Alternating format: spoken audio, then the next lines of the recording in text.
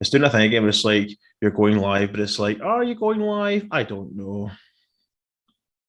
You know what I mean?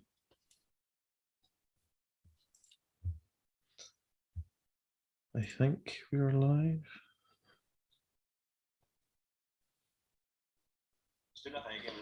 Oh, there we go.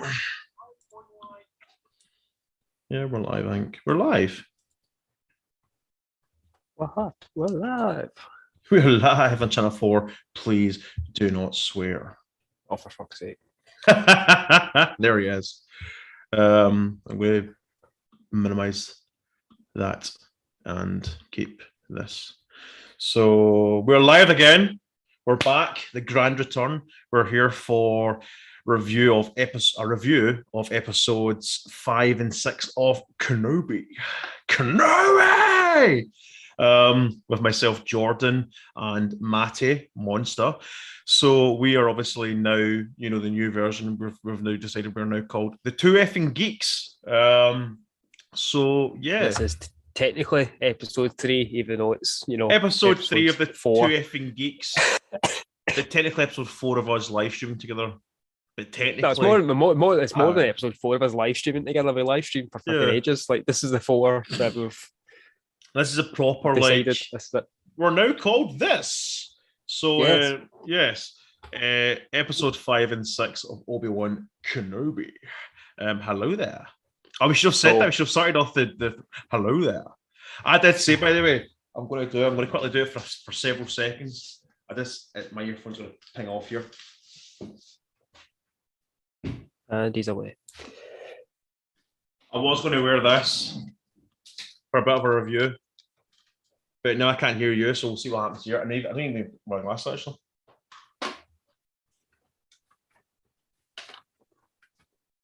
Can you hear me? I was going to, yeah. I mean, yours is good, but what the fucking state of it? we just did the whole review last, like I could maybe do it actually. It kind of works. I just can't see you. That's all. That's no difference than usual, So it's a little, let's catch my eye. I can't get my. Should not have put that on with my glasses on because that's fucking hot. It actually works. Can you hear me? Yes. It's like talking to my inner conscience. This is the way. No, I'm taking this off. Bugger that. Oh. Hello there. There it is. That's really sore, by the way. Like, no joke. Oh. I took mine off. But yeah, how have you been these last few weeks since we were last here talking about our Lord and Saviour? Oh, my ears. Oh, my good phone. There we go. Yeah, I've been good. You've been good. Nothing much has happened. Then I've finally got my Etsy shop up for all these Lego figures that I keep making. Yes, I've got that sorted. I've also made a purchase from the bold Steve. Oh, I went for one of the Clerks posters. So next time we record, down on the door or down underneath the lids, we'll have some advertising for Steve. He's got some new stuff actually. He's got Drive poster. I seen those ones. If you are interested, Steve at was it Popcorn Prince? Popcorn Prince, yes. On Etsy. Go give him a look. He does some cracking posters. They cost about anywhere between £5 and a tenner, I think. But he does loads of geeky stuff, like loads of Star Wars ones. So shout out to Steve. But me and the youngling went to In the Town today, and we got this out of game because that's Stranger Things. Yes, it's the Stranger Things version of Dungeons and Dragons that they play in the show. Yeah, got it for a tenner. So that's what I'm going to be doing over the summer. Is that actual? So as a game then? Yeah, it's proper Dungeons and Dragons. It's just that style. It's just got all the monsters from the show in it instead, like of the. That's so it's pretty cool. That's cool, actually. Have we got? Nobody's watching us. Usual. Yeah.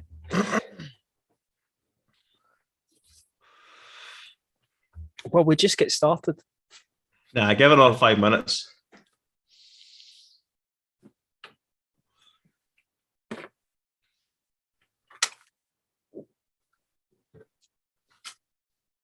Give it another 5 minutes and we'll get started. How's the fucking... Oh, that's how it works.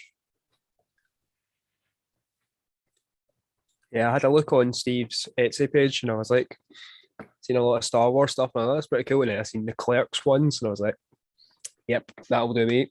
Oh yeah, it's amazing. It really is. His talent is really good. It's funny because I also wanted to do a poster art thing, and then he done it, and I'm just like, yeah, better not. I'm like, better not. I was like, do you know what's funny though? I was actually thinking about doing it, like just doing it anyway. But I'm like, better not, because then if it comes to a point where like my posters sell better than his posters, or just for an absolute example, so I was like, yeah, I better not do that. Actually, yeah, I'm still thinking of getting a new logo set up for the Scottish Hill Talking one. Oh yeah. What was I going to say? I'll make up one. Well, I think because you gave me the name for it, so I'll maybe make up a few things and see what you like. So yeah, and I'll charge you 20 quid for labouring. No, I'm joking. I won't actually. Done it again. I don't know. Fuck it. Yes. So we're here to discuss episodes 5 and 6 of Kenobi. Hello there. And it's funny actually because I know we're going to jump forward to episode 6 already, but it's funny that we finally got him to say hello there. I'm so happy. I know. I am so happy. That's where. And it's when he met Luke Skywalker. Oh. Yeah. See if he hadn't met up with. Well, we'll get into that, but you know who I'm talking about at the very end. Spoilers, by the way, if you haven't seen it, even though you've had a week. What the fuck you doing? Oh yeah, we should say, by the way, spoilers for episode 5 and 6, but you know, you've had your chance. Yeah, exactly. But like, if he hadn't met up with, you know, the one that is gone, that would have been a perfect ending to the show. I think just him saying hello there was enough for me. I was like, oh yes. Oh yeah. See if the episode just ended with him just like hello there, and that was it. I'd have been like, all right, that's cool. Best way to end it. Obviously, we then got a really good cameo. Yeah. Actually, we got 2 good cameos. Like we got that we were all hoping for as well, but it was never confirmed. Yeah, so it was a good one. That was like, do you know what? Yeah, there was one cameo that you were like, hurry the fuck up and just show him. And then there was like, well, what we shared? You shared something to me? Oh yeah, your thing. And then there was one cameo that was just like, it was one of those kind of things. It was a weird kind of thing. Like I didn't expect it, but I was like, makes sense, I guess, because he's still obviously Vader's boss. So aye. It makes sense. I was wondering who you were talking about. Yeah, there's one Jedi Master cameo that was like, well, it had to happen, and there was one Sith cameo that was just like, it was one of those things where I wasn't really needing it, but it kind of made sense because you're thinking like, well, he is the boss, he is the CEO of the Empire, so it kind of makes sense that the CEO makes an appearance once in a while. But like I don't know what I want to talk about episode 5, but I'm like, fuck it. Right, let's just start off with episode 5. We'll get it out of the way, and then we can deep dive into episode 6. Right. First of all, for our viewers, we'll talk about your trip up Brokeback Mountain. I mean, sorry, trip with the scouts. Sorry, it's all right referring to that, but see when you say with the scouts, it makes it sound a bit creepy, mate. Right? It's not. How's your arse? I'm sorry, that's bad. But everything else is killing me, is what I'm going to say, right? How was your camping trip, Matty? It was good. It was good. We went to Loch Goilhead up to the adventure camp up there. Hey, that's cool. And Oh, I've been there. I've been there. have you? I've been there. I went there with the scouts. It's fucking brilliant. Aye. Is that exactly where you went to? I never knew that. Went I've been there. I've been there. We did some kayaking, some abseiling. Obviously, I was volunteered as tribute to do the first one of the abseiling, which is going down the side of a crag on the mountain. And you're the leader now. Mate. That's it. You're the leader. You're the boss. So I had to do it. But it was a good laugh with a good few games at Ultimate Frisbee till I lost my frisbee onto the roof, and then I had to politely talk to the instructors. Like at his end, they got a ladder and a paddle, and they all kind of looked at me like, "What the fuck are you planning?" Shit creek without a paddle. But Bud got his frisbee back, so that was a benefit. But it was a good weekend. Had to get the girls' lodge up early on Sunday morning to go for a 5 o'clock in the morning hike because they just would not sleep during the night. So and all the parents have absolutely loved me for it. So 5 a.m. hike. Yeah, I'd have fucking shot you. Get out my camp. I had 3 hours sleep, and I was just like, you know what? If the lassies have had to deal with it, I'll take one for the team and I'll get them up, give them a lion. Like so, the respected man. Love it. Yes. Give the girls a break, and we'll take the kids away, and we'll go camp. We'll go hill walking. Wow. It was a good weekend. And then I went back to work on Tuesday, and I was broken. Yeah, I would assume so. I had Monday off, thinking that would be enough to kind of recover from it, and then I've stupidly said that I'm going to help out on Saturday this weekend at the Cub Camp up down Inverkip. So that was smart. That's going to be fun. Aye, but either way, I enjoy doing what I'm doing, and it's a good way of getting out of the house for once. Get away from the old ball and chain. That's allegedly. Aye, we're not allowed to say that to our face. Of course not. Of course not. Well, we can because this is a lad's zone. Yeah. It's a guy's zone. You can say what we want. Admit it. The door just swings open with her with a slipper. Bang! I've been watching your live streams, you prick. The fuck are you calling a ball and chain, you dick? Yeah, your Wi-Fi's fucked, by the way. Is it? Yeah, it's jumping like hell, but it's okay though. Fuck it. Why not? We're not exactly professional, are we? We never are. It's good for me to tend to take a turn with the shitey Wi-Fi for once. I've never got shitey Wi-Fi out of it. Motherfucker. I pay the bills. I don't know where that came from. Oh, by the way, have you got Paramount Plus by any chance? Not yet. It's 7. You get 7. No, I feel like I'm promoting Paramount Plus. So you get your first 7 days for going free. Going by a Twitter, aye. You get your.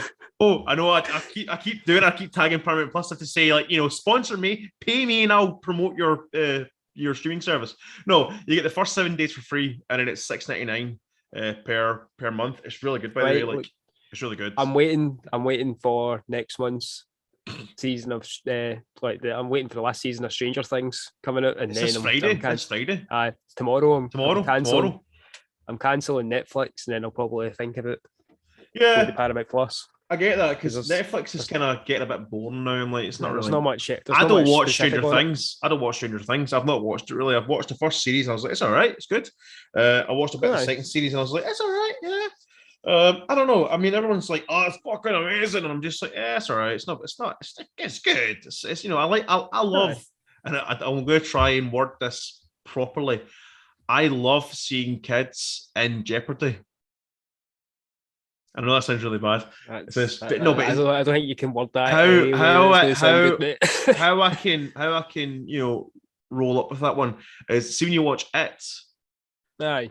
You see the kids in jeopardy and dealing with like a real horrific situation. I like seeing that. Like I always said, if they ever remake or reboot A Nightmare on Elm Street, like have it with like kids, like 15, 16-year-olds. Like actually have like proper like kid actors dealing with Freddy Krueger, because I'd be like, that's more terrifying. Because you always get like, the slutty teens who are just wanting about sex and drinking, and they're like, they're like 25 but playing 18-year-olds. You're just like, you're not 18, you're fucking 30. And they all just die, and you're just like, yeah, it's great because you can kill them. But nowadays, you can kill kids on camera. As long as it's in film and TV. So I love when you see kids in jeopardy. So I do like Stranger Things. I do like the first series. I think it's really, really good. I like the fact that you see the kids in jeopardy and stuff like that. I don't know where I'm going with this. But yeah, I've not really watched anything other than like halfway through series 2. But I've been told, keep watching it. It's fantastic. Obviously, season 4 is like everyone's like, oh my god! And now Running Up the Hill has become like the most listened to song. Yeah. Which is very cool because Kate Bush, I think it's something like I think she made something about Good for the Bush.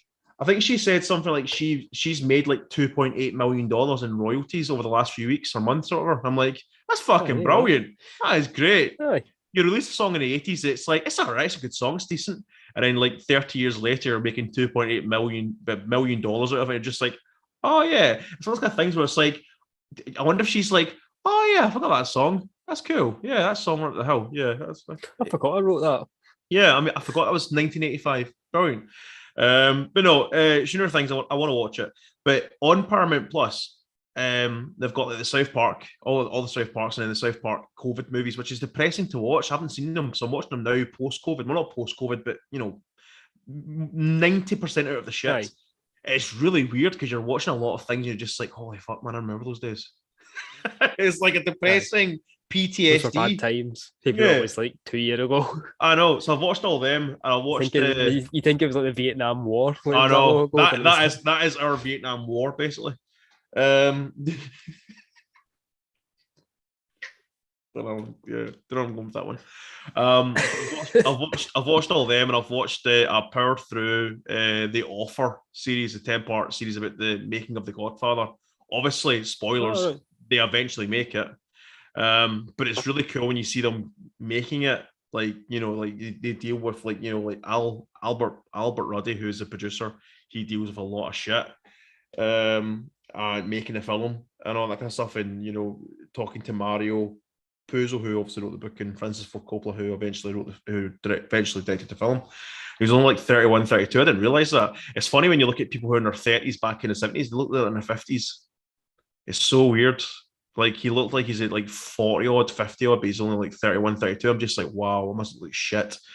But you see that, it's a fucking great series, and it makes me want to make movies. But I can't afford to make them, but I want to make movies. I watched that, and then I'm currently watching. If Kevin Smith can afford to make Clerks, you can make whatever the fuck you want. Exactly. Oh, Clerks 3. We're finally getting the trailer for Clerks 3 on Wednesday. Aye. It's fantastic. And I'm getting a phone call. From someone. Hello. Jordan, it's John, Ryan's father, the new flat above you, mate. Hi, right, I'm actually live on YouTube right now. All right. Is it anything? I'll let you. Are you okay? Are you okay? Aye, no boring. It was just a quick query I had. But no, fire away on you go. What's up? Right. I'll tell you what it is, mate, very quickly, right? So I know that you're kind of used to getting up and doing the ladders, checking drains and all that in the building, right? Yeah. The joiner was in, obviously, you've probably heard him for Monday. Yeah. And that was something he's finishing up, but he happened to mention that when they turned the water on today on the new sink, he could hear kind of whooshing out the back door. Okay. And the water, he said the waste pipe, there was water kind of pouring out. Okay, it could just be the gutters then, no? No, I don't think it was at the gutter. He says it was at some kind of join. Okay. And what he was saying is, Alistair had mentioned to me before that there was something there was a dripping just above his window, and I noticed that, and I says to Alistair, I'll get it fixed. But the way he was describing it was further up. Okay. So I says to him, I goes, I'm a bit concerned about that. I says, because I remember when I was staying in an old house that we got a toilet lavy replaced. And when they replaced the lavy, it affected the actual join where the original lavy was when the new lavy went in. Okay. And I says it caused a drip and on the waste pipe, and the waste pipe was sitting between the car.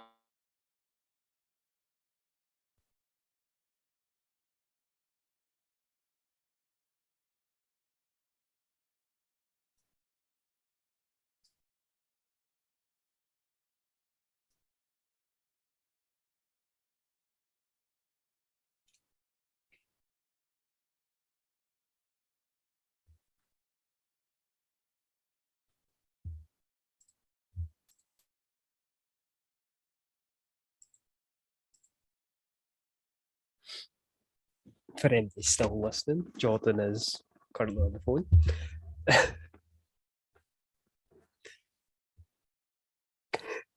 Just killing time here.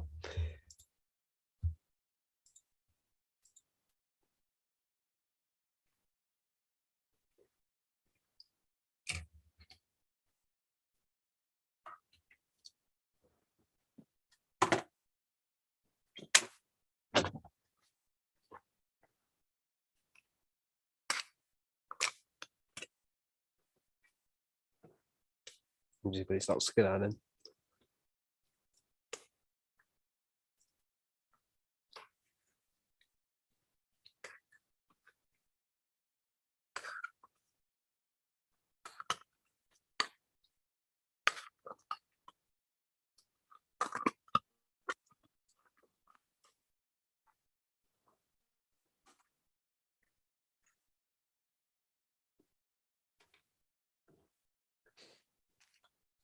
I'll do is, Jordan, can you hear me? Oh, I can. So I'll start with my review of episode 5. Had a bit of a... Oh, hold on, I think he's coming back.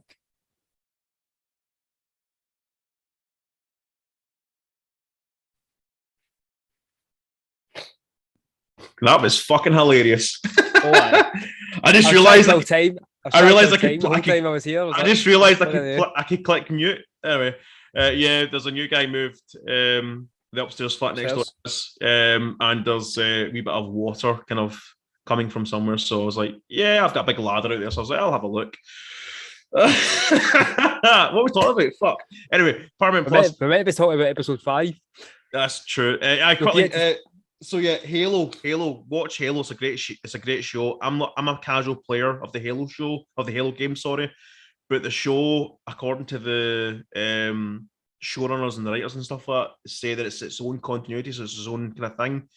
There's obviously references, etc., and nods to the games, but it's mainly its own thing. So you can watch the TV show as a completely non-player of Halo. It's good. But anyway, fuck it. Threw me off. Totally threw me off guard. Obi Wan Kenobi, episode 5. So I'll let you take the reins on this one. Go, Matty. Okay. Take the reins. Right. So from episode 4, if you all remember from the last episode that we did, was it the last? It was the last episode. Yeah. So like we seen that Leia, Obi-Wan, and Tala all escaped from the Inquisitors, or so we think. Yeah. And then we noticed that wee Lola, the wee droid, is a homing beacon for where the fuck they are going, and then she becomes a wee saboteur in the rebel base. Good word. And then there's like scenes where Princess Leia is up a ladder trying to fix things. Like I'm just like, where did you learn to do this, hen? Like I didn't realize being your dad was genetic, but okay. Because it's in the script. Yes. And then there's a whole base invasion episode, which was pretty fucking sweet. Like, so intense. You see Obi-Wan finally like properly doing Obi-Anis and all this, and it looks fucking amazing. So good. The tension as well was just like, yeah. It's like one kind of things where like the only thing that gets me from this show is there's no real threats. Not like with Obi-Wan, Leia, etc. But there's still that kind of oh shit. I'm starting to get invested in these characters. Like, yeah, I know. Yeah, please no. But there's a couple of wee Easter egg scenes, like the scene where he goes around, he sees like the robes and all that lying there, and then he sees the pure crate full of lightsabers as well. And you're just like, I'm looking at them all, and I'm just like, is there anyone there that I recognise? Like, I could like there probably is like Easter egg ones of like pure Jedi that feel like the Clone Wars or some shit like that. Yeah. But I couldn't recognise anybody. They was kind of sticking out. So like, I was personally looking for Mace Windu's one just for a laugh. He's definitely dead. He's definitely dead. Allegedly. See and then just quickly, I'm just going to quickly go through my just going to say my most outstanding moment, apart from Vader just going to fucking town on that. Fuck me, aye. Yeah, that was just was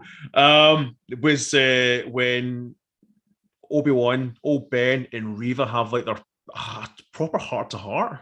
Aye. Where he's just like, you were, and obviously, right, we kind of knew that the black girl, the black youngling was Reva, but it was Reva. just kind of like, say it, tell us that's her. It was a story she gave us along with it as well. And it was so powerful, shocking. But then obviously Obi-Wan was just like, so if that happened to you, why are you killing Jedi for no reason? And it was like, he played the Ace of Spades there with her, didn't he? He played reverse Uno, and she's just like, shit, you've got a point, but fuck you. It was just, I loved it. I loved that little moment of like, well, if he'd done that to you, then why are you not why are you? Obviously, her plan all along was to get Vader to herself, and then Vader was just like, he played the reverse card as well. He's just like, I know, I've known about your deceit all along. I'm just like, oh shit. I felt for her. I was like, oh no, she's going to die. Oh, you fucked him. Yeah. Sorry, go. Like all the sort of youngling flashbacks in that episode as well of like Reva, and then she says like she had to hide with the dead. Like, I know. It just played dead. I was like, that's fucking dark, man. It was horrible. It really was horrible. See episode 5. Is episode 5 the flashback to Obi-Wan and Anakin? Or is that episode 4? Aye. It was! Well. Oh, that was so... Fuck, I forgot about that. That's right. It was... Which also, like... Brain. Going on to episode 6, when we have the ultimate rematch of the fucking century. Rematch of the century that we were teased by Kathleen Kennedy, and it was like, bitch, you lied again. And it happened, you're just like, oh, so happy. Thanks, Kathy. Thank you. We hate from you, the flashbacks, from the flashbacks when you see Anakin as a pre-knight, a youngling. Like he's the de-aged, the movements they do and all that. I know, like it doesn't look brilliant in spaces, but to be honest, it was enough to kind of sell it. I thought. Oh yeah. Like, see, seriously, it's like, see the de-aged. I won't give you one thing. Ewan McGregor looks good. See the de-age of him, he looks the exact same. The de-aging on Hayden Christensen, yes, you're like, if you do a comparison picture, you're like, right, it's not as tight as what it could be. But I think at that point, it was just like, zero fucks given. You're just like, oh my God, they've done it. They've given us a flashback. Oh my God, fuck the DH. Just like when Luke Skywalker appeared at the end of Mandalorian Series 2, everyone's just like, it's all right, it's CGI. But I was just like, fucking Luke Skywalker. Right. So I'm just, best parts of episode 5 were, I think, the tunnel scenes. Oh my God! Like just them taking out the stormtroopers, and it was so good. It was good. And then Obi-Wan just kind of giving up his weapons, coming out and being like, you're not bringing him to me. I'm bringing him to you. I know. Because also let me find yeah. Because then Reva's just like, and then that was a plan all along. Then we get proper Star Killer fucking Vader, like, oh my God, ripping the ship open. And guy's brutal. The guy's brutal because we got like a sort of, we got a kind of reminiscent scene from Rogue One where he went to town on the rebels. We got that kind of same kind of similar kind of thing, and it's just like, oh my God, like this is why fans are calling out for a Vader spin-off series, because why the fuck not? And I get that they're like, there's so much stories you could do with Vader. And I get that, the powers that be over at Disney and Lucasfilm are probably like, you get enough Vader in these shows. Is a Vader show on its own going to work? And I'm like, yes, for fuck's sake, of course it is. Like, I think it's because of the fact that fans are kind of worried because obviously the book of Boba Fett, everyone wanted a Boba Fett series or movie or whatever, and we finally got a show, and it was good. It wasn't great. It was good. What made it great was the Mandalorian, which is a bit of a shame, but I think people are now thinking, that's what I'm saying. Mandalorian being there was like, oh my God, best episode ever. which I kind of felt bad for him, tomorrow Morrison. But I think with Vader, it's a different ball. It's a different kettle of fish with Vader. I think a Vader solo series could work perfectly because obviously he is the daddy. You could it's not even that. Like, it'd be great to have Hayden Christensen back in there, but there's so much stories and time between the Clone War, end of the Clone Wars to A New Hope. Yeah, that you could have like different actors in that suit, but if Hayden Christensen's not available as well, I want as much Hayden Christensen as we can get right now. He's back in full swing. I think he's back for Ahsoka.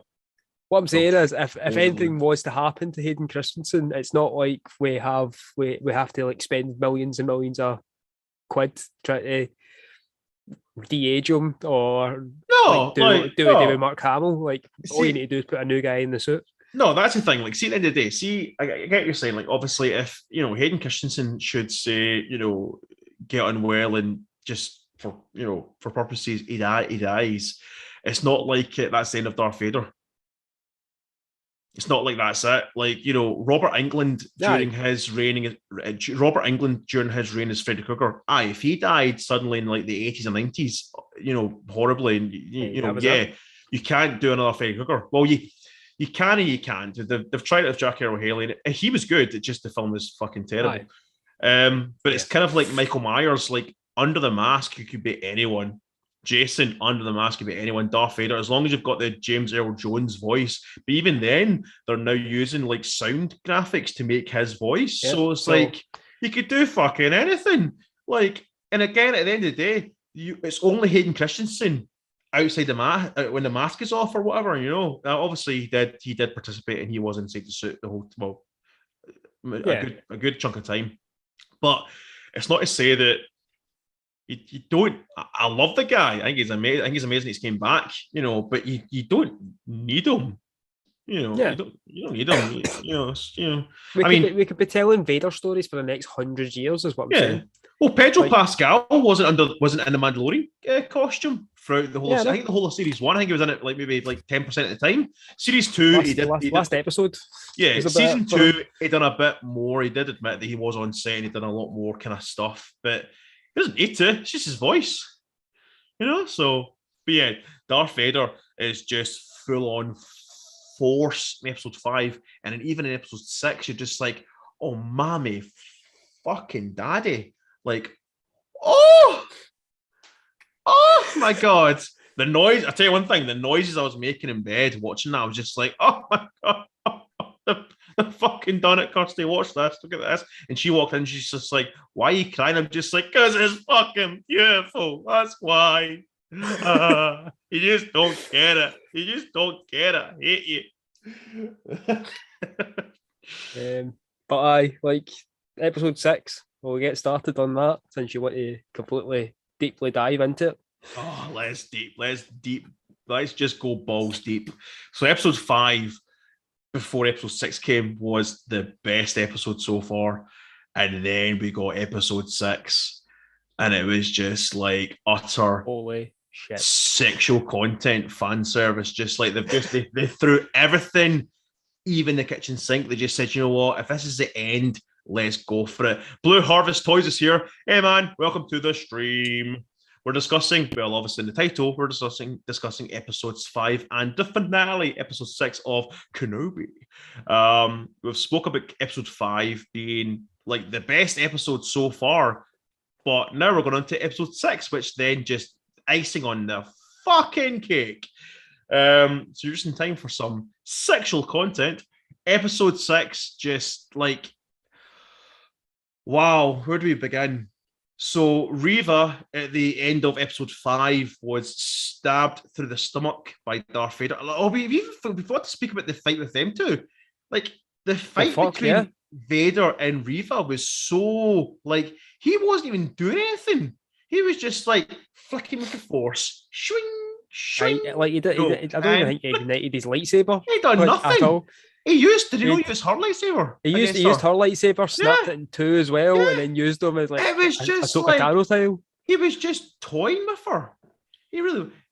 Paul Greenlees, hey man, how you doing? Welcome to the stream. Yeah, he just went to total town on her before even doing anything. Like, she was exhausted just running about trying to stab him.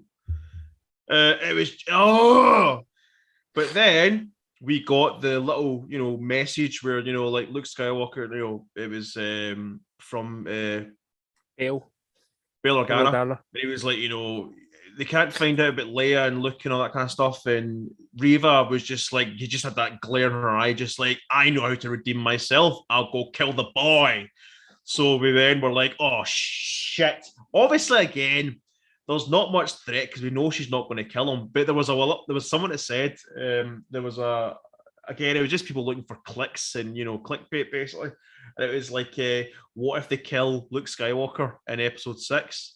And I'm just like, are you out of the fucking mind? Are you out of your mind? Seriously, who? And we were stupid. We were actually stupid enough to almost believe it at that point. Like, yeah, I read how are we going to get rid of this? I read the report. I'm just like, it makes sense.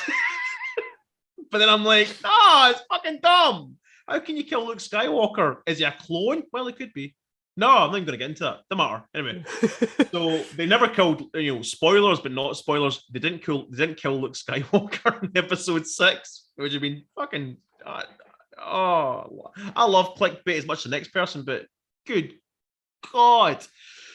So Reva is on her way to Tatooine to, go to the Lars homestead to basically kill Luke, kill everyone.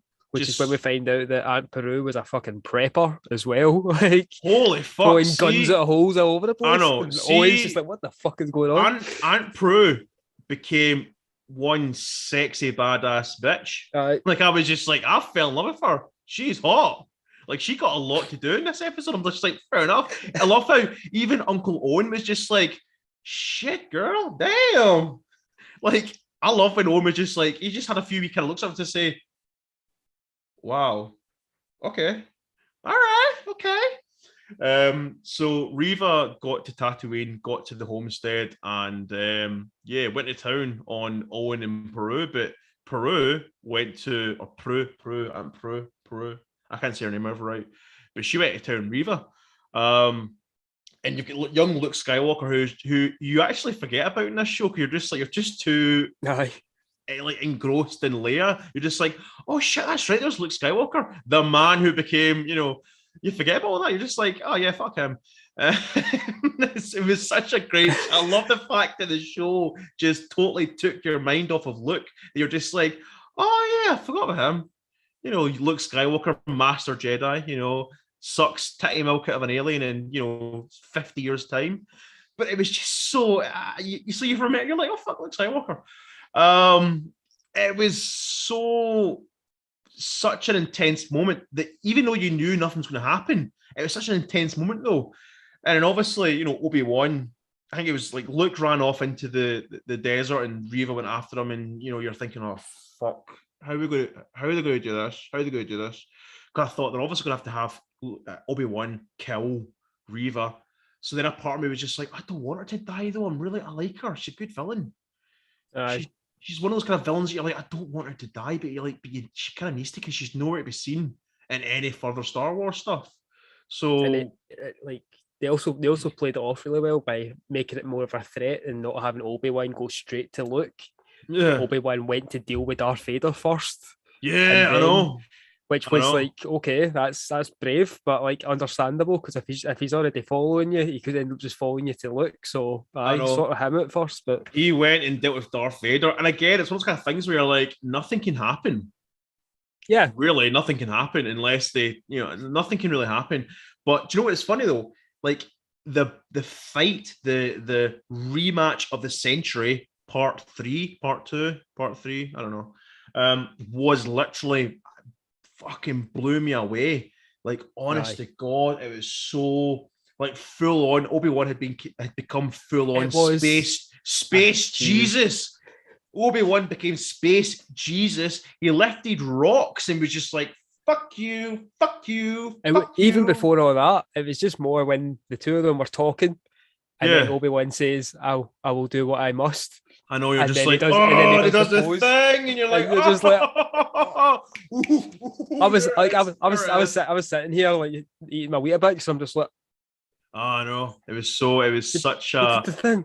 like it was a fact that Obi-Wan, it's the fact that, Darth Vader or Anakin Skywalker, it was just in the first time we seen him, he was just like going to town on Obi-Wan. Obi-Wan's like, I'm not ready. But I was just like, motherfucker. And it was just like, yes, here we go. Rematch his entry. It was so good. It was good the way they were cutting in between like them fighting and Reva going after Luke and backwards and forwards and backwards and forwards.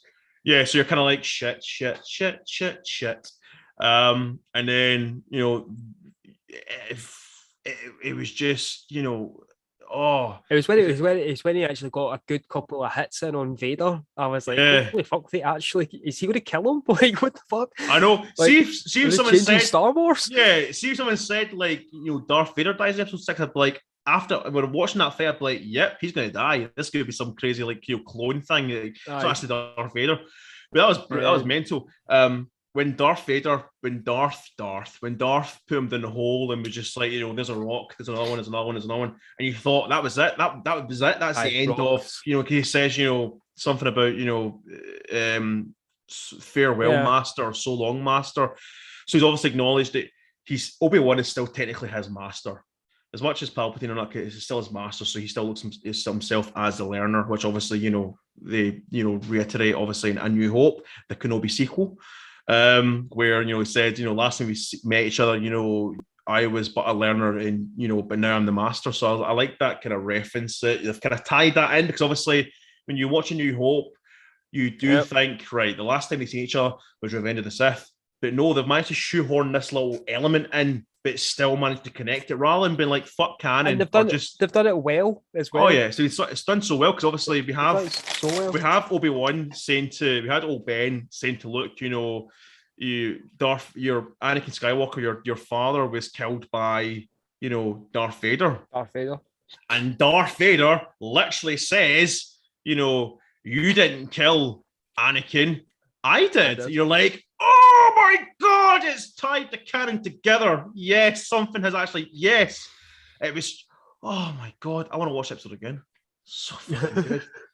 Like it's, but obviously before then, Obi-Wan has one more swing at him and it cracks his mask off. So you see Anakin Skywalker, you see Hayden Christensen, you see the light, not the light, but you see the light just kind of coming out, and it's like, he's trying to talk to him, and he's like, I'm sorry, I failed you. And he's like, you didn't fail me. Oh, you're someone posted on Twitter about it that was like from the Rebels cartoon when Ahsoka fights Anakin. Does the same thing, and she batters him, and then this side cracks open, and you broke up there. You're breaking up. You're breaking. Oh, right, can you hear me now? There. Say again. Yeah. When Ahsoka fights him, she smashes this side of his helmet. Yeah. And you see like the red tint from his lightsaber and the yellow eye. Yeah. Whereas in Kenobi, you see just the blue eye. So it's like the last time you see sort of Anakin. And then the red lightsaber comes in, you just see him just turn. That's it. It was heartbreaking. It was a heartbreaking scene to watch. Obviously, he's like, I'm sorry, I failed you. And, but I love the fact that in between Anakin speaking, it was like it was transitioning from the Darth Vader voice, and then back to Anakin, and it was like light versus evil, light versus dark. It was just coming back and forth. And obviously he said, you didn't kill Anakin Skywalker, I did. So when you think, right, Vader's talking now. So when it ties into obviously Alec Guinness's Obi-Wan saying, your father was killed by Darth Vader, you're just like, oh, that makes sense. That makes sense. If they actually tied it in so perfectly. And obviously when, finally, Obi-Wan just goes to town on him with the rocks, the boulders, space Jesus, and leaves him and then says, was it something like so long, Darth? And you're like, I said Darth. Because obviously in A New Hope, when you look at it now, you think, why is Obi-Wan Kenobi calling him Darth? They don't say Anakin, but obviously, it was quite, because obviously he is talking to Darth Vader. He's not talking to Anakin Skywalker. He's talking to Darth Vader. So it was just so it was a shocking, powerful moment where, like, Anakin Skywalker's legacy's gone. He's totally dead until, you know, Return of the Jedi. But it was, oh, fuck. So then we go back to Tatooine, and Reva is walking back with, you know, Luke Skywalker. Like, obviously, he falls and he slips and hits his head. Falls, and we don't know if he's actually dead at this point, because you're like, holy, are we going to see some more fucking Force healing? Yeah. Or... No, because that's the thing, though. They could have technically killed him, and then Obi-Wan or Reva use their Force healing on him. Technically, kind of. It would piss off a lot of fans, but it'd be like... piss off so many people. Yeah, but you'd be like, aha, there you go, Force healing again. It's canon now. It's canon now. So when they bring him back and he's lying and you think, surely she's not killed him. Nah, she couldn't have killed him. Nah, she hasn't killed him, because that'd be stupid. And obviously, you know, Reva and Ewan McGregor, Reva and Obi-Wan Kenobi have a heart-to-heart again, and he says, you're free now. He says, that's it, you're free, you're good to go. Let's just, you know, cool. And a part of me, I don't know what, if anyone else had this kind of thing, but a part of me is like, I wonder if they're going to kiss. I don't know why. I just thought myself, there's some sexual tension here. What if they just have a kiss? What's Dan saying? In 1977, the Sith wasn't established yet, so when he calls him Darth, that was his actual first name. Yeah, I know. Yeah, I get that. But it was just kind of very kind of, you know, fan servicey when he does say, you know, so long, Darth. I get that. I know, Dan. It's cool. It's all good. On a high note, Dan's here. Hi, Dan. Welcome to the Two Geeks. Wait, we called again? The Two Effing Geeks. The two. Are we called the? Stop censoring it. Are we called the Two Effing Geeks or two? No, we aren't. We. Yeah, we are. We're called the Two Effing Geeks. Name. I know. I keep forgetting. Hi, Dan. Dan obviously has revitalized podcast of the Old Republic, so go over and check him out. And content is great. I think he's already reviewed the finale of Kenobi. Haven't you, Dan? Answer back in 20 seconds. So yeah, hey Dan, how you doing? Yeah, so we obviously, you know, Obi-Wan Kenobi talks to Reva, says you're free now. Let's all go. Let's just, you know, let's live happily ever after. You know. We then cut back and to then the next scene. We cut back to Mustafa. Sorry. Fuck me. Mustafa with the Lion King mixed up here. Which James L. Jones. It's all good. Fair enough. Right, I'll give you that one. Dan's not reviewed episode 6 yet. Well, you know, no time like the present. No time like the present. No, but yeah, go check out Podcast of the Old Republic on Twitter and YouTube and Spotify. Not YouTube, Spotify, and all the podcasty things that we used to be on. Yeah, so we go back to Mustafar and Darth Vader's nice, clean, shiny new armor. There's a meme actually where Palpatine is sent to him, so it's just a picture of Darth Vader all fucked up and shit with half his mask, and it's like, so how did it go? And he's like, don't ask. Oh, that's quite funny. I'm planning on uploading my final thoughts by the weekend / Monday. Cool, man, can't wait to hear it. I really do. So again, check out Podcast of the Old Republic. So yeah, obviously, you know, Mustafar, Darth Vader sitting in his throne, just being like, oh, what a day. And then Palpatine appears. Like, Palpatine is back. Somehow Palpatine lives again. So he's just like, you know, basically just let Kenobi go. Fuck him. He's done. You get more fish to fry. Let's just carry on. And obviously Vader's just like, all right, you're right. Okay, right. All right, let's let him go. Fuck it. But obviously, somewhere in his head, he's like, I'll fucking kill him. I'll get him. I'll get him someday. I'll get him in 10 years' time. I swear to God, I'll get him. And we finally had the Empire, the Imperial March theme tune, which you've been waiting for the whole fucking series. They finally give us it. That's what I'm saying. It's a fan service show, because even give like Leia like her little bit of music, and you're just like, oh, the music. But yeah, obviously that bit was great and all. See the bit where he reunited with Leia. Yeah. But I love how Obi-Wan lands, you know, and he's talking to Bail Organa, and straight away, Leia's just like, Lola! Not the fact that the guy who's just been fucking saving her life the last several days. No. Fuck him. Let's go for Lola. So I love that. I love the fact that she just was, fuck you, Space Jesus. Lola.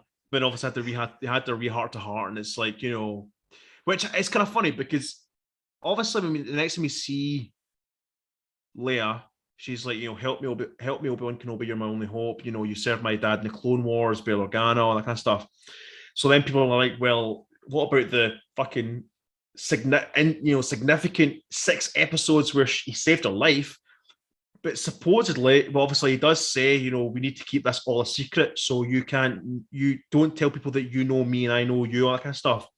So then there's a wee fan theory that what if she kept that promise? So when we have the wee distress call, she's just like, right, I can't obviously let on that I know Obi-Wan Kenobi from 10 years ago. So I'll just be like, Obi-Wan Kenobi, how you doing? You served my dad in the Clone Wars, all that kind of stuff. But really, she's like, wink, wink. I don't know. There's a wee kind of. It kind of explains though, like when Luke and Han rescue her from the prison, the excitement when she hears Obi-Wan's there. Yeah, I know. There's another. So then you are thinking because she calls him Obi-Wan, and he says, "I'm here with Ben Kenobi," and she instantly knows who it is. As well. So there's a wee kind of. It's a good little tie-in. Yeah, they've tied it all in quite beautifully. Like there's none of this because obviously people were going into this show being like, well, it's not really canon, is it? It's just a kind of, fuck it, there you go, fans. But then in the final episode, they tied it all in. So you're just like, well, that makes sense, that makes sense, that makes sense, and that makes sense. You've not got Chewie being like, when they're talking about the Force and Jedi, and Chewie's just like, I know what you're talking about. I wasn't even there. Even though Chewie lifted Yoda and helped them and helped the Jedis and all that kind of shit in episode 3. But when it comes to A New Hope, he's like, I know what you're talking about, fucking crazy cowboy. But obviously they tied it in perfectly with everyone's story. So Dan said, I cried. Tie him into helping a benefits cheat. That's just all. Hey, benefits. He's covering us back. That's right. I remember. Oh yeah, those days. A callback. Callback to SW Potor. Dan said I cried at that scene. The dark times. Dan said I cried at that scene when he talks about Padme and Anakin to Leia. Yeah, that was emotional. That was really kind of like, because it's like he doesn't really want to talk about it, but he kind of was just like, you know what, fuck it. She knows she's adopted, so let's talk about her real mom and dad. Her warrior dad, her warrior mother. Like, it's amazing. Also cried when he was saying sorry to Anakin. Couldn't help it. No, it was an emotional driven episode. Like, it was a fan service episode, but it was also emotional driven. Because obviously, he's seeing his brother, best friend, all that kind of stuff. He loved them. They loved each other to bits. So to see that just crumble. Like, he had his emotional farewell to him. I've got the high ground now. You're my brother, Anakin, in Revenge of the Sith, and that was it. So to see him again, to get told at the end of episode 2, was it? Yeah, that Obi-Wan episode 2, that Darth Vader or Anakin Skywalker is alive. So then you see Reva, and you're like, how the fuck does she know who that is? Now you do. You know that because obviously he was there and shoots a youngling, and he's stabbed in the chest. She's been stabbed in the stomach twice now, man. Stabbed in the stomach twice. Whereas Qui-Gon Jinn's just like, what the fuck? You stabbed the child in the stomach, she lives. You stabbed her again, she lives. I get stabbed, I'm fucking dead. It's just, I love it. I fucking love Star Wars. I love Star Wars. Even the sequel trilogy. Oh, here we go. Comments now. And then obviously we had, sense of disturbance in the Force coming. Yeah, I sense a disturbance from Dan now. We then had Luke Skywalker, Anakin, Obi-Wan Kenobi heading back to Tatooine, heading back to his home, because obviously he's meant to be fucking in Tatooine protecting the boy. He goes back and he finally gives Luke Skywalker the little ship that we see from A New Hope, and you're like, oh, there it is. Another DiCaprio. That's the first time in the whole series that you actually see him in his original Jedi clothes as well. I noticed. He's always it looked familiar. Yeah, it looked familiar. It's like at the start of it, like he was wearing really, really dark clothes, and then when just he met up with PTSD, just like fuck the Jedi. And then he met up with the rebels. He was wearing like Jedi robes, but it was like getting there. It was like a light grey. Yeah. So it's like through the costumes are showing like he's made a bit of progress, but he's not 100% there yet. And then obviously in the last episode, he's like, right, cool, I've came to terms with what I've done with Anakin. Like, I'm back, baby. That's it. Which is also when we get the phrase that we've all been fucking waiting for. Oh, I know. It finally. I love when Owen said, "Do you want to meet him?" And he's like, "Oh yes, I do want to meet him." It's like meeting your child. You're just like, "I want to meet my child." You know, because obviously he was there in the birth. He's been there. He imprinted himself on the boy, and Leia as well. But obviously, he's dealt with Leia. It's now time to deal with Luke. So he walks over, and it was just the fact that, like you said, the show could have it could have just ended there, and he just said hello there. So he walks over, and he done it so like Alec Guinness. Like, it was just so perfect. Just walked over, he's like, hello there. And there's someone on there's been in TikTok, it's like all of his hello there's all synced together. And you're like, oh my God, it's like ASMR porn. It was just so like, hello there. And you think that's it. No, it's not. There's more to come. So there's still another several minutes. So then we have him saying hello there, done deal, and that's it. Cuts to then Obi-Wan in the desert, just riding away on a big kind of CGI elephant camel fucking thing. Looks at these rocks, looks at this. What's that?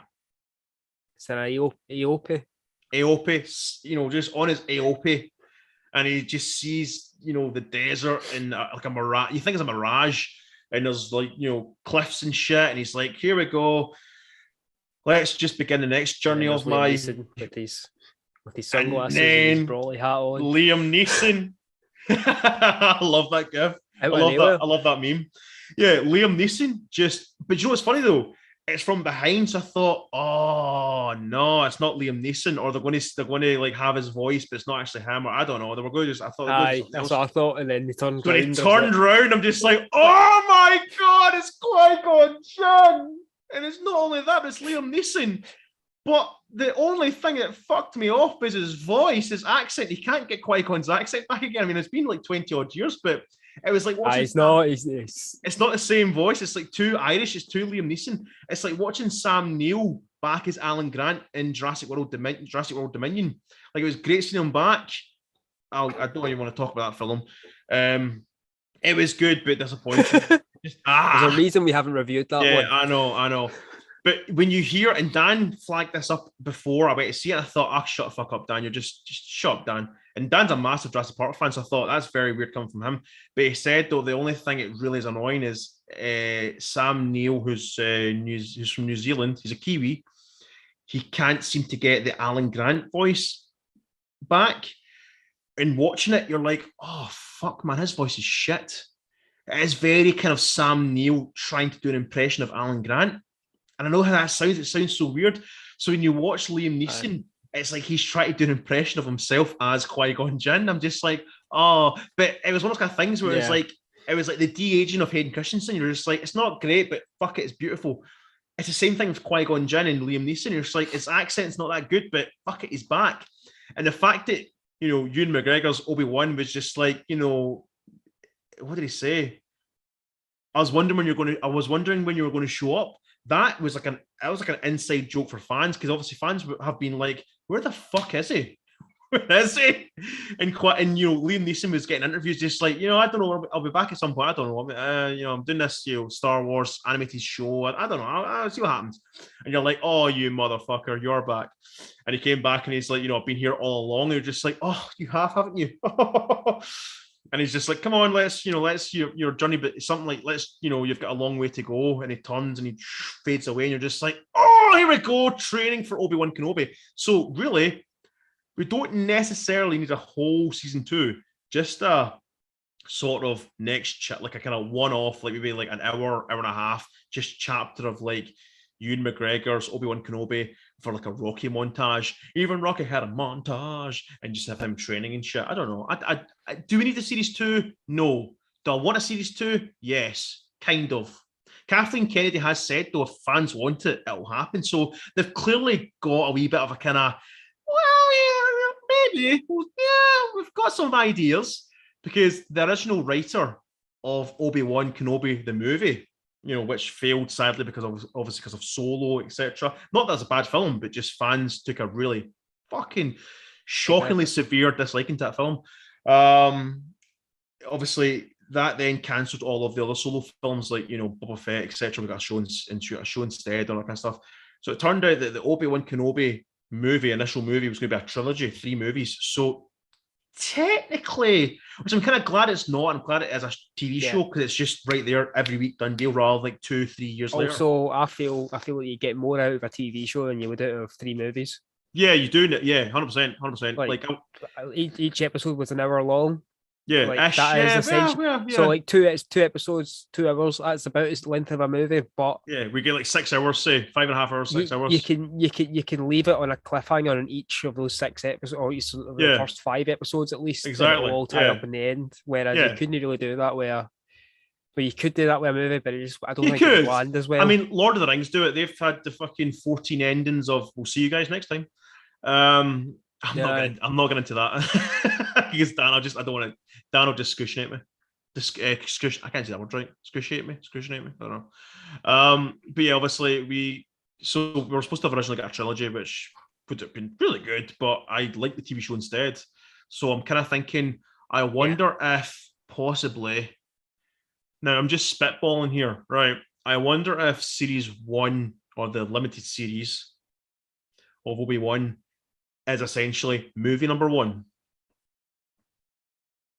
Hear me out. So technically, we could maybe get season 2 and season 3. We could. I don't know. Our next chapter, I feel personally, like they've tied up everything really well. The only thing that's kind of left hanging is how did Obi-Wan do the training to become a Force ghost? Other than that, I am totally happy with how it's ended, and I'm happy that A New Hope being, the second season, because like there was no questions left on my side anyway, like other than that wee training bit. But more realistically, I don't even think we really need that. Like we just kind of know. We all know he does it anyway. So that's what I'm saying. No, at the end of the day, like, do I want a season 2? Yes. Do we need a season 2? No. Really. Did we need this whole complete Kenobi show? No. But it was fucking fantastic. Dan said that the outfit, the final outfit that you were talking about is final. It's saying that the outfit at the end with the goggles round his neck is lifted from the Star Wars comic. Star Wars comic. The drunken theorist himself is here. Aaron is here, only popping in to say hello there. You never actually said that. You just said hello because I have not finished it yet. Oh, he's not finished. You've not finished it. Oh, Jesus. Matt Smith. Hello, Matt's here. Hello there. Thanks guys for watching. I really appreciate it. I really do. Aaron, I said to Aaron and Luke, any World Hours, to get them on at some point and we could do a wee foursome, and just kind of chat some shit because they've been obviously absent of the social media and YouTube, etc. Although if you've got Luke, any World Hours, look, if you've got him on Instagram, that boy is fucking beautiful. He's just showing off his abs and his body and his hollies, etc. Prick. I hate him. Dan also says, Qui-Gon appearing kind of breaks a bit of canon lore. Lucas stated that Qui-Gon never became a Force ghost, it was just a voice. So I think it's implied that that he completed his training. Ooh, that's sexual, Dan. I like that. So Obi-Wan wasn't the first Jedi to become a Force ghost. Oh, yeah. Oh, well. It worked out. Okay. So basically, the show's bullshit. Fucking I hate episode 6. Full of lies. Matthew, how are we? Good, man. Obviously, if you've seen, I was going to say if you've seen, I think he has seen all of Kenobi. If anyone who's watching hasn't seen Kenobi, sorry. We've just spoiled every fucking moment. I mean, you were given a warning and a week. Yeah, I did give a warning. Well. A warning and a week.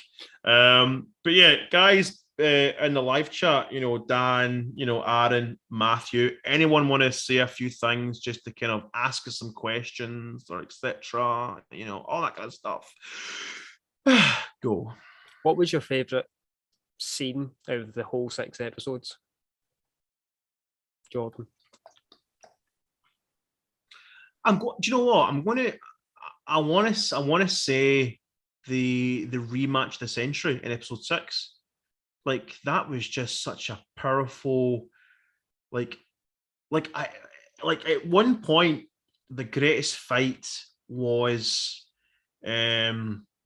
obviously, you know, the first interaction with Darth Vader and old Ben. Obviously, old Ben was still suffering from PTSD, and you can see that. You can see he was not a fully fledged Jedi. He'd lost the balance of the Force. He'd lost the balance of the Force. So to see him then in episode 6 redeem the whole fucking thing, like he was space Jesus once again. Like, I would say that fight was the greatest moment in the whole series. But that's a good question, actually. Guys watching, what was your favourite, you know, moment of the whole show? Because I'm sure there'll be different people who will say different things, you know. Matt, what was your favourite moment of the whole show? My favourite is probably the rescue scene of Leia. I mean, even in the old trilogy, my favourite scene was the rescue scene with Leia. But the whole scene when he was just basically just fighting the guys, just kung fu. No, not even that. Like the scene where the lights all go out, you don't hear anything, and then out of nowhere, his lightsaber goes through one of the stormtroopers. And it's the first time you see him ignite his lightsaber this episode, and it's just so fantastic. And then he does like a wee half Obi-Wan at the end, just like, and then he holds the water back in that tunnel. Oh, that was so cool. That one. That whole rescue scene. Yeah, that was cool. Fantastic. Yeah, that was visually stunning. It's a weird thing. So, like, my favorite moment was obviously the final Darth Vader and Obi Wan Kenobi battle, but my favorite shot, and it's going to sound really fucking, you know, out there, but my favorite shot was when the stormtrooper gets sliced in half by the gate. I think it's one of those things because we've never seen that brutality towards a stormtrooper before. They've been blown up and shot, but to actually see a stormtrooper getting sliced in half, that's something I was going to say. Like, other than the Jedi, you never really see any of the soldiers or that losing limbs, other than like obviously the droids. But like, they're droids, like, don't matter. Like, obviously we know that there was a fault, that it's a dud moment with that whole fucking sequence, because obviously they're trying to open the gate, but it's like, and they open it, but you're just like, walk around it. Look at fucking gaps. The whole point, like, see when they're struggling with the gate, I'm like, okay, obviously he's trying to get it open so he can get the lorry through it or something. Yeah. And then he just walks through it, and I'm just like, what the fuck? What could have been they could have went comical with that scene and had like Obi-Wan just been like, I can't get it opened, and have Leia just walk around the other side and meet him on the other side and be like, and he's just like, how'd you do that? He's like, they should have done that. I would love to think that they've got a deleted scene of that where Leia's just like, hey, he's just like, what the fuck? Oh yeah, and he's walking around it. It's brilliant. I loved it. It's brilliant. But yeah, I would probably say, right, so if we're going to do this, the greatest scene ever was obviously, you know, the final, you know, rematch of the century, final fight. The most glorious, entertaining shot was the stormtrooper getting chopped in half. And then the dumbest fucking moment was them just like, I need to open this gate, but we can just walk around it, but it's okay, we just open this gate. And it's the bird's eye shot. If they never had the bird's eye view shot, you'd have been like, you'd have just accepted it. That's it. He's opened the gate. Cool. But to have the bird's eye view shot of them just like walking through and just walk around. Oh, mental. Matthew's favourite moment was Ben with Luke at the end of episode 6. Yeah, like I said, like there's so many great moments like that. Yeah, that was brilliant. Yeah, because obviously we finally got the hello there. He finally got to meet Luke Skywalker. So Luke Skywalker then got to meet that crazy old Ben Kenobi. It was just like, yeah, it was a fantastic shot. It was a fantastic scene. It was just so glorious and so beautiful and so touching that he's essentially meeting the man who saw his dad last. And his mum as well, which is a bit kind of dark when you think about it, but hey ho. That's the thing. Like, obviously, I think the only thing the show was missing was Tusken Raiders. Because obviously, Obi-Wan has got a Boba Fett gave us enough. Yeah, we had that. Obi-Wan from what we know from A New Hope, the Kenobi sequel, essentially, as the fact that, you know, Obi-Wan or Old Ben's got a long kind of relationship, kind of stance with the Tusken Raiders. I'd like to have seen that.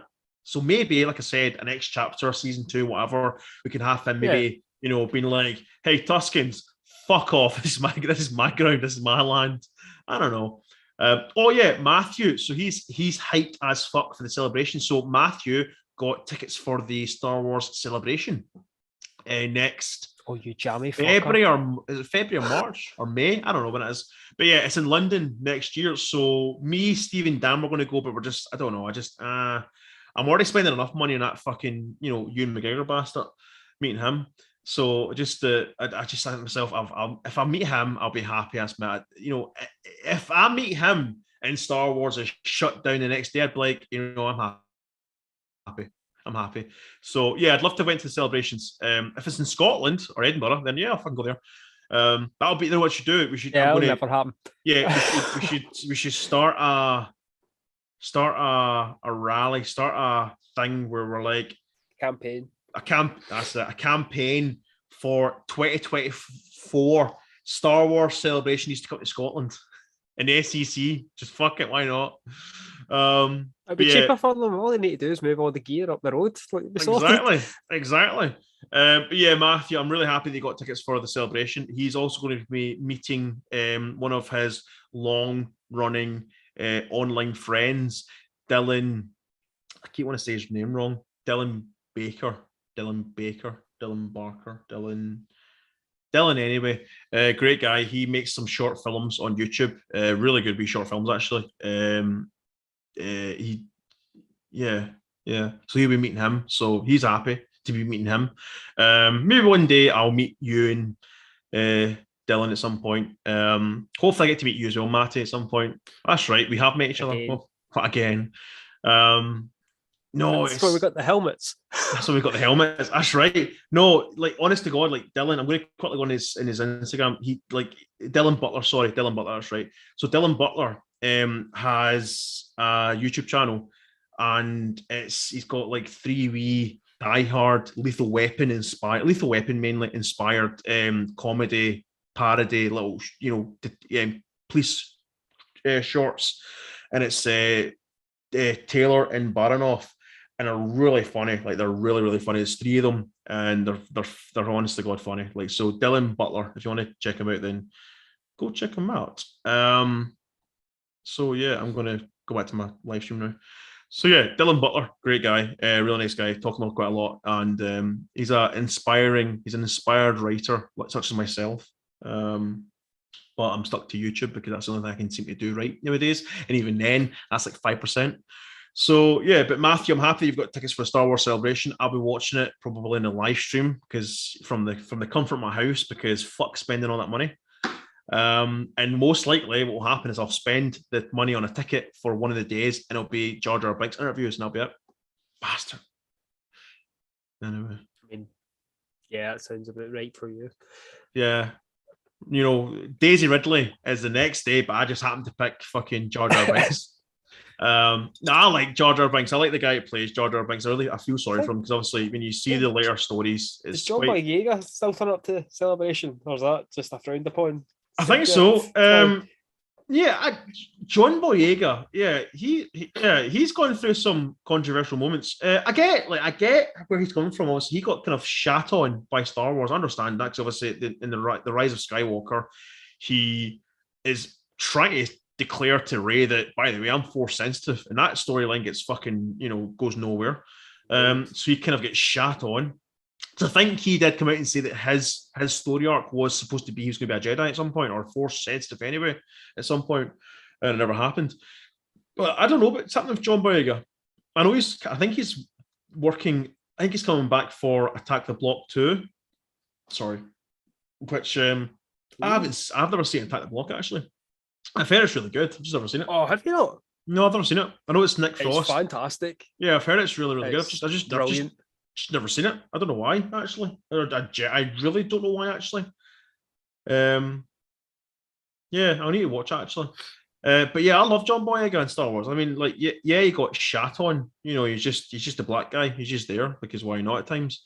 But then other times he's got some really good dialogue and really good storylines. I even liked. I liked the fact that I liked him and Rosie's wee storyline in The Last Jedi. Like I didn't mind it. Granted, they kind of fell in love very quickly. I'm just like, yeah, what about Rey? Because obviously he loved Rey at one point, but then he's just like, yeah, fuck her, she's away somewhere else. I'm not going to just pick what I can get. But yeah, I liked John Boyega. I liked Finn. Finn was a great character. To have a stormtrooper turn good and then work with the rebels, I liked it. I thought it was pretty good. But yeah, I'd love to see John Boyega return to Star Wars at some point. I'd love to see Oscar Isaac, Poe Dameron. I'd like to see. I want to see. I really hope they do announce it at some point. Obviously, we've got D23 this year. We've got Marvel are returning to Comic-Con at some point, supposedly. Well, there's people. Kevin Feige has confirmed that they're returning to Hall H, but then there's people who are like, "No, it's not true." And I'm like, that's a bit kind of because it came from Kevin Feige himself. But I don't know if Kevin Feige is just fucking with us. But I'd like to see them announce. Obviously, we're going to get some more Star Wars stuff later on in the year, whether it be the Star Wars Celebration next year or the D23 or whatever, or the Disney Plus. I think it's Disney Plus Day. I think it is. Comic-Con middle of July. Comic-Con's mid-July, like the teens, or I think it's like 18th, 19th, and 20th of July or something. I don't know if Star Wars is going to be there, but Marvel's going to be there. I think DC are trying to worm their way in because obviously everything Marvel do, DC need to do it. And vice versa. DC have their DC fandom, and now supposedly Marvel's like, fuck you, we'll do Marvel fandom as well. But yeah, I'd love to see a sequel, something to the sequel trilogy, because I just feel as though Rey, Poe, and Finn aren't done yet. Because again, I know everyone said, "Oh, Star Wars is done. It's just the same thing." But at the end of the day, there's always going to be bad guys. So there's always going to need to be, Jedi Knights. There's going to need to be good guys. There's always crime in the city. So we had Bin Laden and we had ISIS, and we'll also get the same fucking people try to one up each other. So we could get, that's probably a bad analogy. So we probably could get like the next Sith or the next First Order, the Second Order. I don't know. So yeah, I mean, I'm done talking now. But yeah, Kenobi, fantastic fucking series. Loved it to bits. Matty, your final thoughts? Did it fulfill your geek dreams? Aye.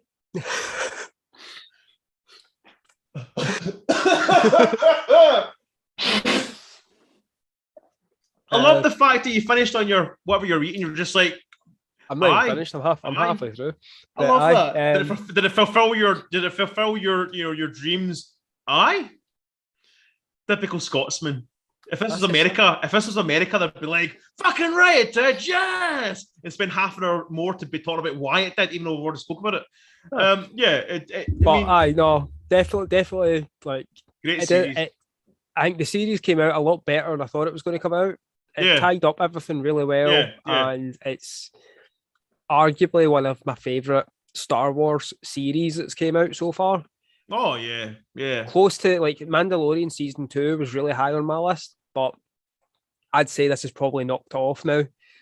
100%. And then next up, Star Wars is Andor, I believe. Andor looks good. Andor looks really good, actually. Which was filmed in Scotland, which is filmed actually up near where I was camping at the weekend as well, because I seen some of the filming trucks and all that. So they're still cool. They're filming series 2 right now as well. Aye. So I've seen that, and obviously there's the Ahsoka series as well, which I think Kenobi has set a really high bar for anything Jedi coming out. Like 100%. with lightsaber fights and all this. So 100%. In Ahsoka, like, she was brilliant in Season 2 of Mando. So so good. I cannot wait to see that as well. Definitely, mate. Definitely. One of my favourite characters from the Clone Wars. So let's hope she Rosario. So you're happy. Does more justice. So you're happy. Yeah. Anyway, we have been the two effing geeks. This is probably the finale of ours as well, because there's no what else we could talk about. That's it. Obi-Wan's finished. We will find some stuff, man. We'll be back.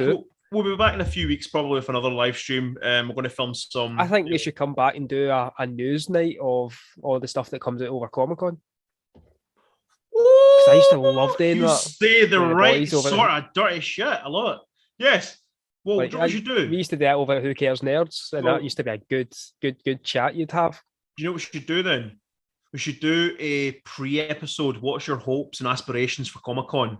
And then after Comic-Con's finished, we'll do what our How disappointed are you? Yeah, how disappointed are you? But yeah, we'll be back at some point, guys.